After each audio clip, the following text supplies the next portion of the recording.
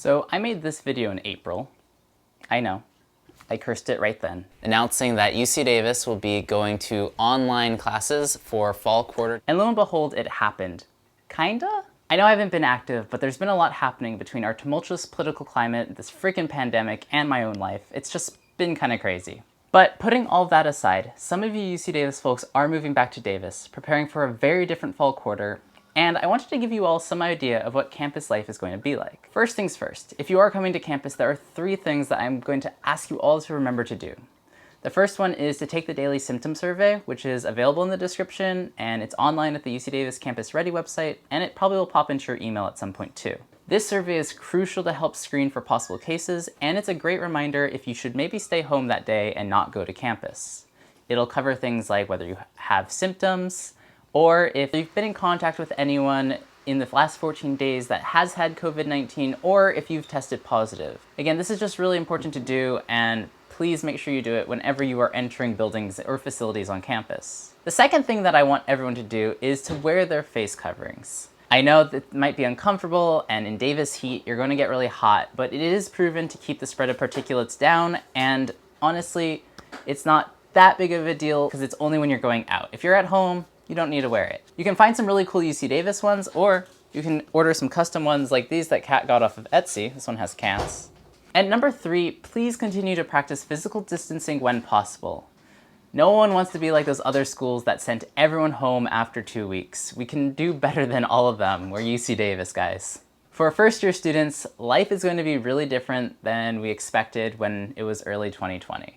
The dining commons are to go, most of the residence halls are single occupancy, and orientation's virtual now. If you want some more information on what living on campus is going to be like, go ahead and check out the UC Davis Housing social media page tomorrow. There should be a video all about that. For returning students, it's going to be up to y'all to keep the socializing contained in bubbles, continue wearing masks, and setting an example for the entire Aggie community. We need everyone in this to help keep the campus and city healthy, and I really encourage you to gently remind others if they forget. I did mention that some courses would be in person, and the campus has set up these huge outdoor tents to accommodate this. Also, some of those tents might pop up for outdoor dining at the dining commons, but you can also just take your food to go and sit in the grass and make new friends with your fellow first years. Don't let the pandemic stop you from doing this. It's still important to make new friends. Things like the ARC and Memorial Union will be open or closed in accordance to guidelines from the state and Yolo County. The library most likely is going to stay open, but you'll see increased cleaning cycles in all of these common spaces. Healthy hygiene, physical distancing, and the use of face coverings are important to allow the campus to stay open during the pandemic. To help with that, COVID-19 testing is going to be available on campus, and it looks like it's going to be throughout the fall, so I would recommend going to do that if you haven't.